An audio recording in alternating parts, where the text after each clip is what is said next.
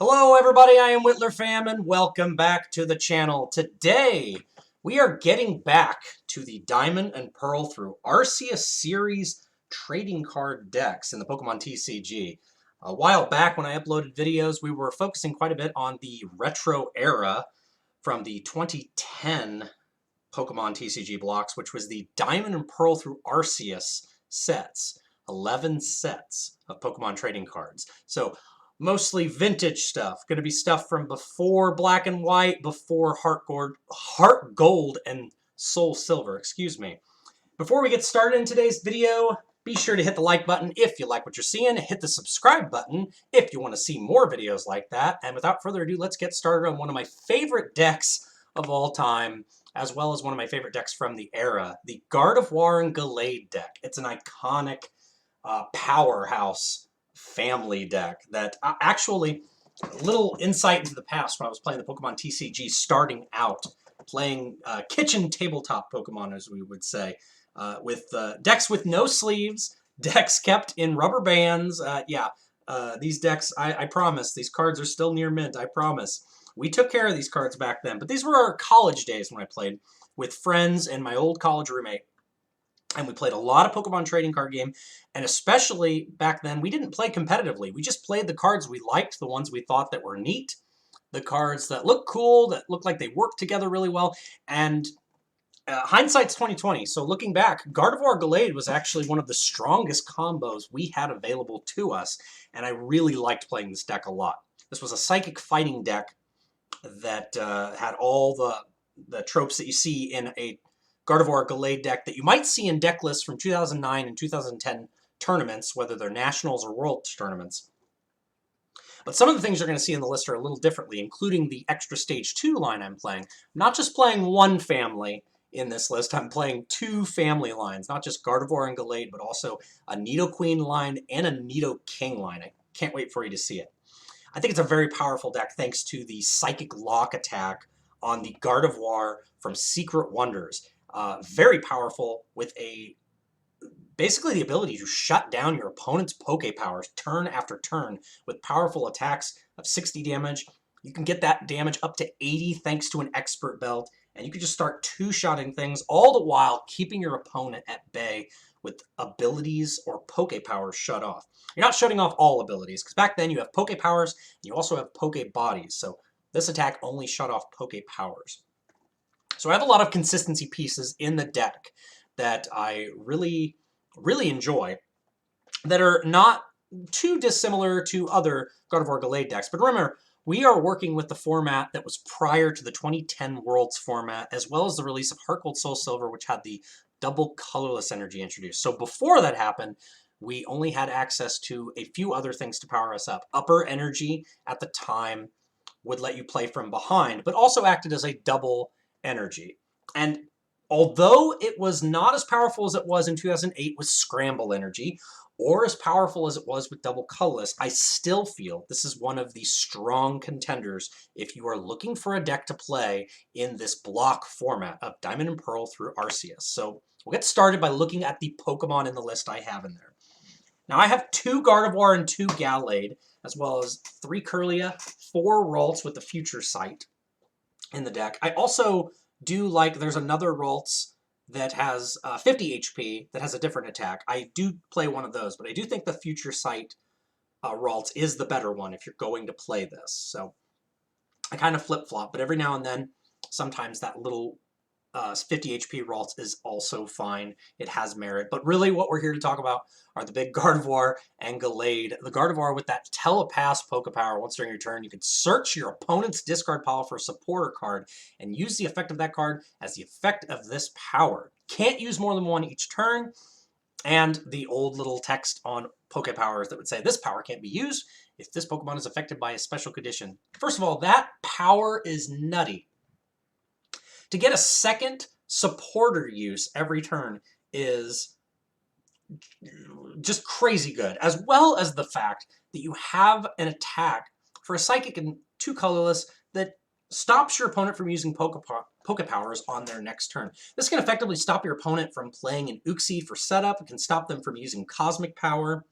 It can stop them from doing a ton of things with their deck, with their setup, with maybe even like trying to use a Luxray to gust something, a Luxray GL using that bright look Poke Power that's so very effective.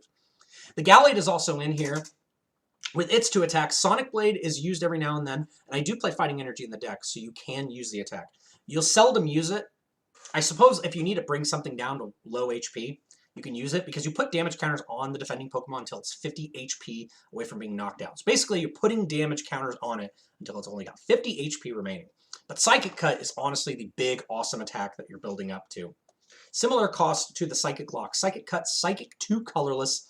You may choose as many of your face-down prize cards as you like and put them face up. If you do, this attack does 60 damage plus 20 more for each prize card you choose. So, effectively, you can reach some big maths with this. If you have an Expert Belt on it, you're already adding an extra 20 damage for 80. But also, with the Psychic Cut's power, if you haven't taken any prize cards, you effectively can get upward an extra 120 more damage thanks to having all your prize cards available. This is a huge attack. If you have to make a big comeback turn, Gallade is the Pokemon to do it. The other Stage 2 lines I'm running in this, because I do think spread decks are pretty effective in this format, I do run a 1/1 line of Nidoqueen with the Nidoran female using the rare candy to cheat Nidoqueen into play. Has a pretty solid couple attacks. Mega Punch is not an unheard of attack if you put the Psychic Energy on it. Mega Punch just does 40, and Ruthless Tail 50, plus 10 more damage for each of your opponent's bench Pokemon. So very, very good. Maternal Comfort's why you're playing the Nidoqueen. Because at any time between turns, you get to remove a damage counter from each of your Pokemon, effectively stopping spread from taking you out. The big outlier here, the big new Pokemon that I would be playing in this is the Nidoking. This is something you wouldn't see in lists, but I really like this Pokemon. Partnering with the Nidoqueen from the same set is the Nidoking with Territoriality. So instead of healing, it's got Territoriality, which is pretty much a counterattack Pokebody. It says if your active Pokemon is damaged by an opponent's attack, you put 2 damage counters on the attacking Pokemon. Again, you can't put more than 2 damage counters in this way, which means that you can't use more than 1 Territoriality. So I only play 1 copy of this Nidoking with a 1/1/1 line.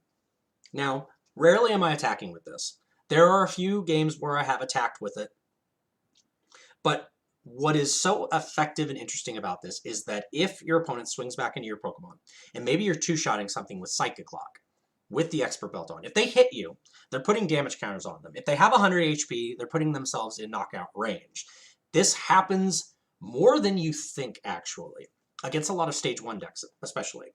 I think, like, the big outliers that this would probably not affect would be decks that are going to be healing a little more or spamming, like, things like Potion or Life Herb.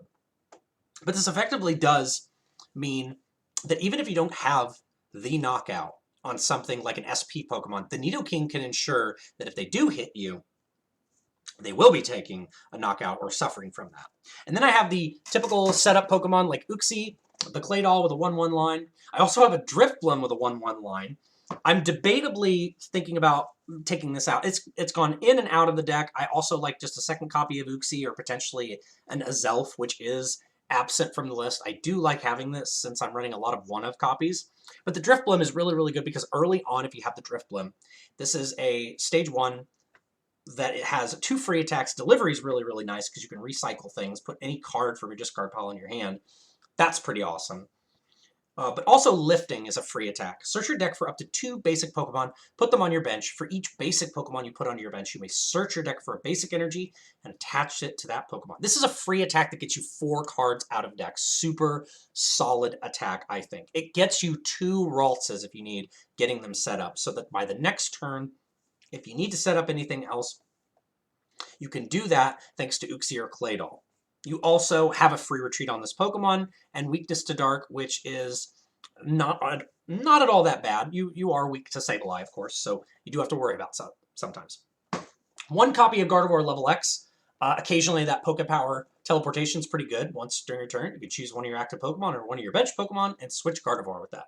So effectively, if Gardevoir is in the active, you can switch with the bench, and if Gardevoir is on the bench, you can use the power and switch her with the active. Bring Down is an occasionally useful attack as well because you could choose one Pokemon with fewest remaining HP and just knock that Pokemon out, no questions asked. And then finally, the fifth stage 2 line I'm running in this wacky 5 stage 2 build is a 1/1/1 line of Dusknoir. Very, very effective in Gardevoir lists because not only are you Psychic locking them, but also using Dark Palm. This is the Dusknoir from the Diamond and Pearl base set. Once during your turn, if your opponent has 4 or more bench Pokemon, you can choose one of them and shuffle that Pokemon and all cards attached to it into their deck. Crazy awesome. Just controls the game, makes it so they can never max out their bench. So when they do max out their bench, if they play that Dusknoir, they always have to worry about Dusknoir just choosing something and shuffling it back in. So if they're playing a stage 2 rare candy deck as well, then they're going to have to look out and conserve resources. Pretty effective in the mirror match also, if I do say so myself. But so is Nidoking. Again, I really like this Nidoking. I like this sort of crazy 5 stage 2. You are not going to get games where you get all of them out, honestly. It's not going to happen the majority of the time. You are a slow setup deck, and once you have that setup, you are Psychic locking, or you're taking a big swing knockout with Psychic Cut, and you are constantly keeping your opponent checked with a smaller bench with Dark Palm. You are healing from spread decks. You are using territoriality. You are just doing all these things. Again, you're not going to have all these things all the time because you also have the Uxie and the Claydol on the deck.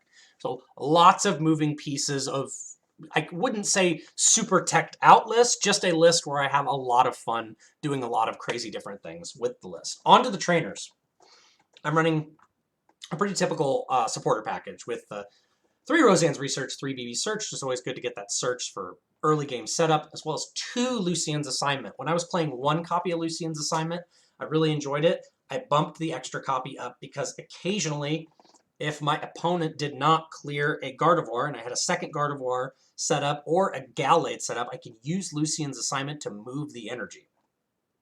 Very fun strategy to use, as well as Team Galactic's Wager. Little fun rock, paper, scissors. Each player shuffles their hand of their deck, plays rock, paper, scissors. Winner draws up to 6, loser draws up to 3. I don't know why you would want to draw any less, but there you go. Just a little fun like hand disruption if you're really good at rock, paper, scissors. Plenty of switch options, I think, too. We also have the Moonlight Stadium to give retreat cost for each Psychic and Dark Pokemon 0, as well as a single copy of Warp Point and a single copy of Switch. I am running 3 rare candy. I understand there is an argument for 4 rare candy. Bear in mind, I am usually setting up and going through my deck very quickly with things like Claydol and Uxie in the mid-game. And so I think that 3 rare candy is perfectly fine, and I'm okay with slow evolving into certain Pokemon as well. Occasionally, you'll also run into opponents' decks where they play Broken Time Space, and you can take advantage of that. I think 2 Expert Belt is pretty good, as well as the 1 copy of Luxury Ball to just get anything you need, 1 VS Seeker to get any of your supporters back. Sometimes you can just, if you prize one of the Lucien's Assignment, you can just pop a surprise second Lucien's Assignment to continually move energy around. I just think I like Lucien's Assignment more than playing a healing package with Gardevoir, because the idea of tanking with the Gardevoir, as well as then like switching to a new Gardevoir and then moving the energy to a new attacking target is really, really effective. So I like that a lot, as opposed to just going for a heavy heal package where some of these stage 2 decks might do that. And they might play Life Herbs, they might play Potions or something of that sort. I prefer this. I really enjoy it a lot. I enjoy it in my testing.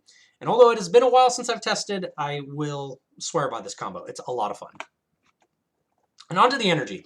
I'm running 3 copies of Call Energy. I think that's pretty effective. You're not going to use Call Energy all the time. You're going to mostly use it in the early game. Whereas Upper Energy, 3 copies of that, you're going to use this mostly in the late game. So if you do fall behind on prizes, this Upper Energy can turn into a double colorless energy for you. So not an OG double colorless energy, but of course, while we didn't have double colorless energy in the format, this is what we had instead. As well as 5 copies of Psychic Energy and 2 copies of Fighting Energy. Honestly, you could probably cut 1 Fighting Energy if you're okay going in a more heavy Gardevoir direction. But having the 2 Fighting Energy ensures you don't prize it. And again, if you want to cut things and you want to have a more consistent or heavier Claydol line that you want to focus on, so you have that draw engine, or maybe you just don't want the 5th stage 2 line that I am sporting in this deck, you can cut the Fighting Energy, maybe cut a Gallade, and go that route. This is the full list. I do have a lot of fun with this deck. Again, this is heavily inspired from, like I said, kitchen tabletop days, but Gardevoir and Gallade together is still an effective combo pair in the Diamond and Pearl through Arceus era. And because you are playing the upper energy, I think you do have time for that slower setup. Because in my personal opinion, I think Diamond and Pearl through Arceus does have a wide breadth of decks that you can play.